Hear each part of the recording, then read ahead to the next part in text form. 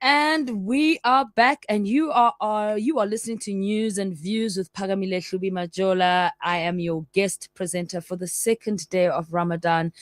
I must say that for this next guest, I feel truly honored to have the opportunity to interview this gentleman. This man is a what I would call a person of great moral standing, a man who has strong principles, a man who really, in my view, is somebody that I personally respect and admire for having the courage of his convictions. Reverend Frank Chikane is with us on the show. Good morning, Reverend.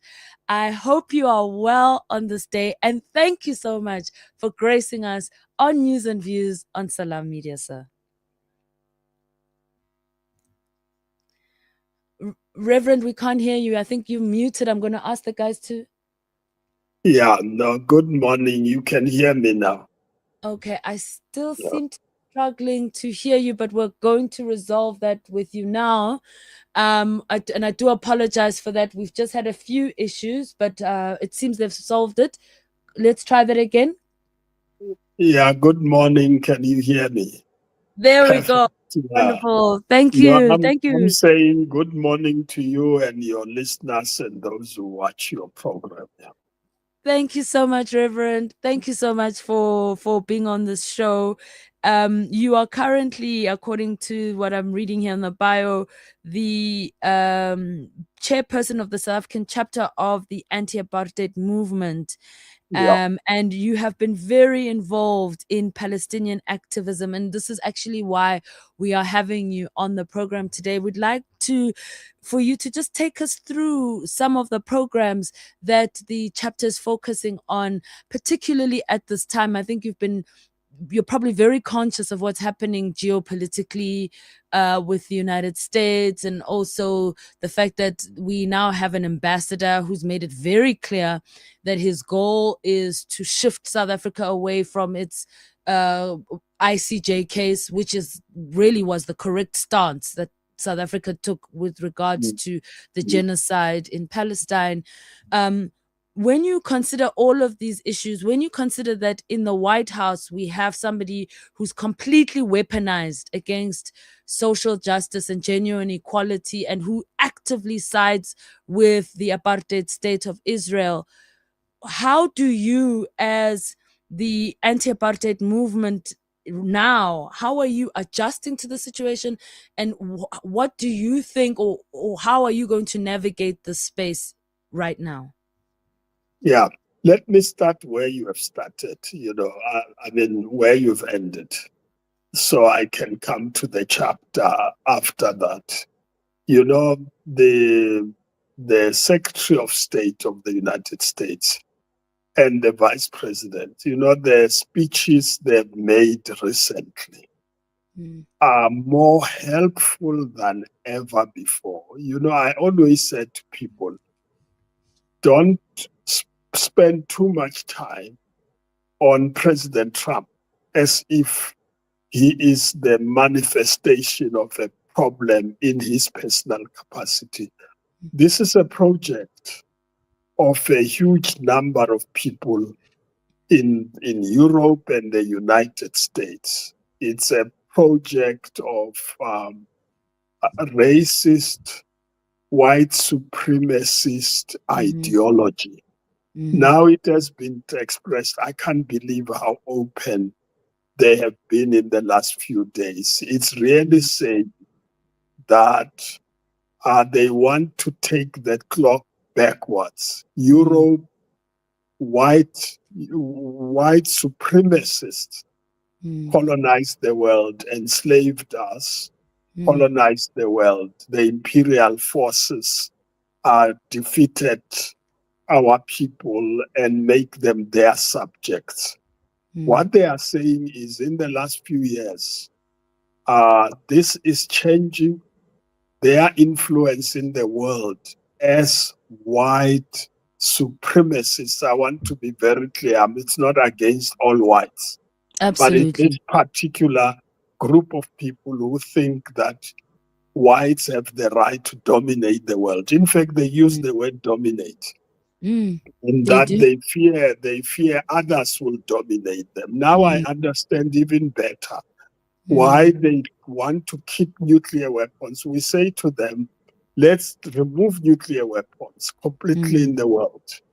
They refuse to do that, Mm. but they stop anybody, especially in the South, to acquire that capacity, global South, Mm. because they want to continue dominating us. Exactly. And I think the issue of Gaza is a clear manifestation. I mean, they are so unashamed that they will set up a board of peace, they call it. But actually, this board of peace is board of foreigners to Palestinians. Mm. And the Palestinians have no say in it. At the bottom, they've got some Palestinians, almost like the Bantustan system here, who Mm. actually are there to do what they want, and they're going to do what they want in Gaza against the wishes of the people of Palestine. So that's why we formed the chapter, South African chapter of the Anti-Apartheid movement, based on the anti-apartheid movement against South Africa during the old days. Mm. The issue is we can't rely on the governments. We can't rely on leaders of the world in governments, especially in Europe and the West and USA. We must rely on the people. That's how we won against apartheid South Africa. Mobilize people globally. We had four-pillar strategy. One of them was the international mobilization. So this chapter is about mobilization of people in Europe, USA. I'm really hoping that the people in the USA will say these people in our government don't represent us. They Mm. want to recolonize the world. I mean, Mm. the United States citizens can't allow that. And they need to take a stand and say, no, we're not going to allow it. In the UK, the same. I mean, Mm. they detain people, ban them from using, even referring to a name, uh, Action for Palestine, for instance. It becomes a terrorist activity. That's really going backwards to the old days. So I just want to say, we as South Africans have decided, and the South African chapter is leading that process, that we're not going to allow the ambassador who has arrived here Mm-hmm. to come and implement the colonization strategy of Washington. We fought apartheid, we fought colonialism. We're not going to allow anybody to dominate us again and dictate to us what we do. Now, let me just say this chapter, and I know you have times constraints, is the largest movement in South Africa. It Mm. has got the largest two federations, COSATU and SAFTU and Mm-hmm. others.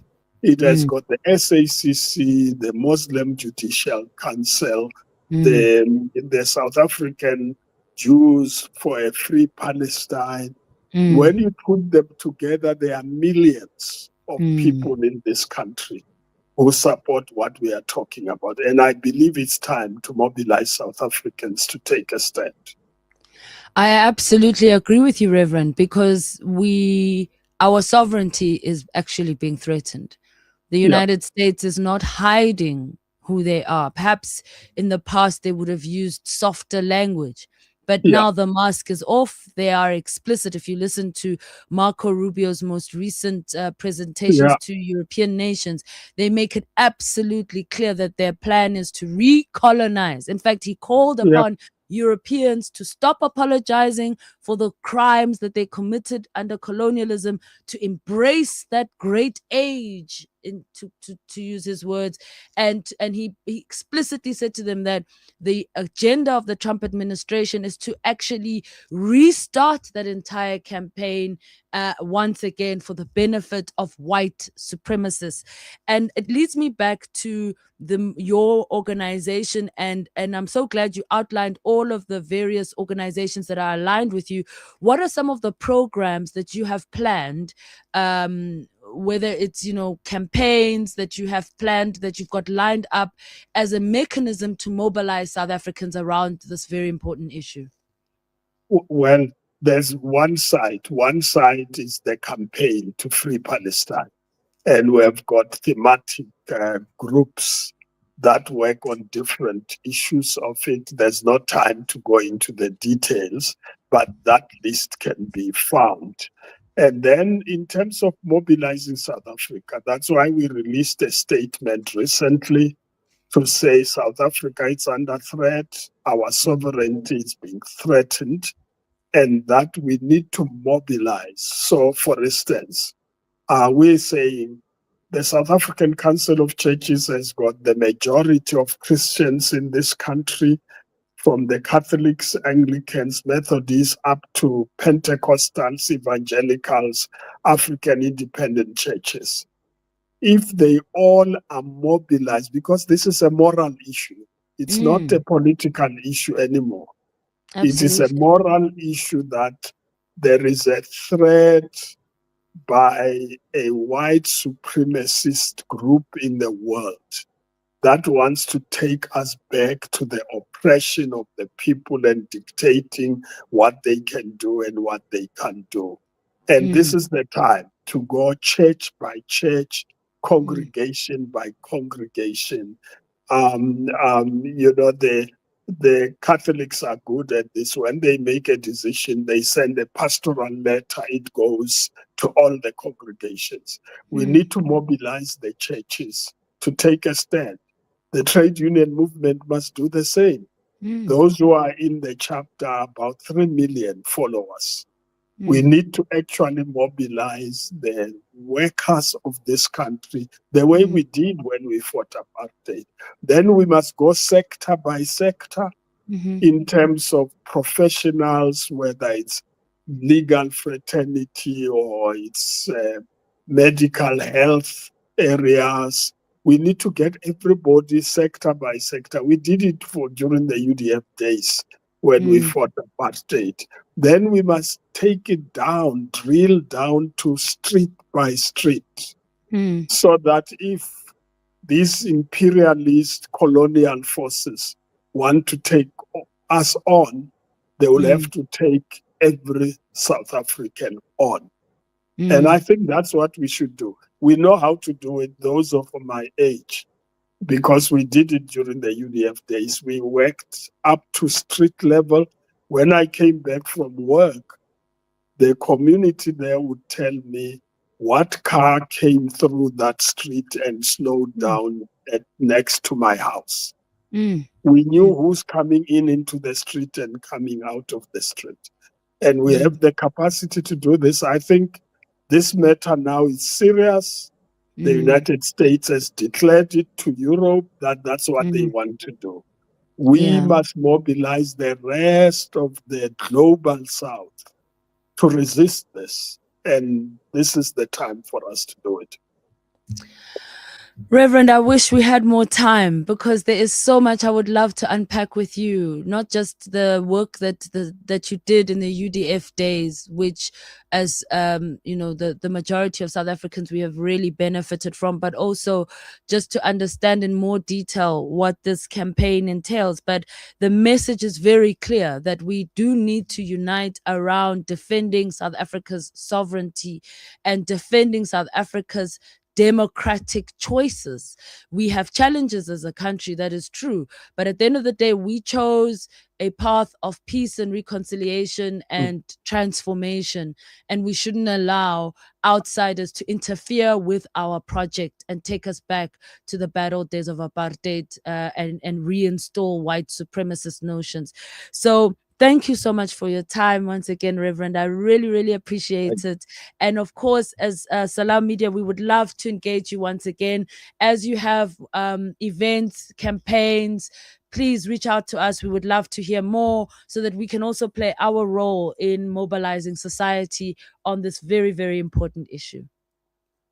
Thank you very much. Thank you so much.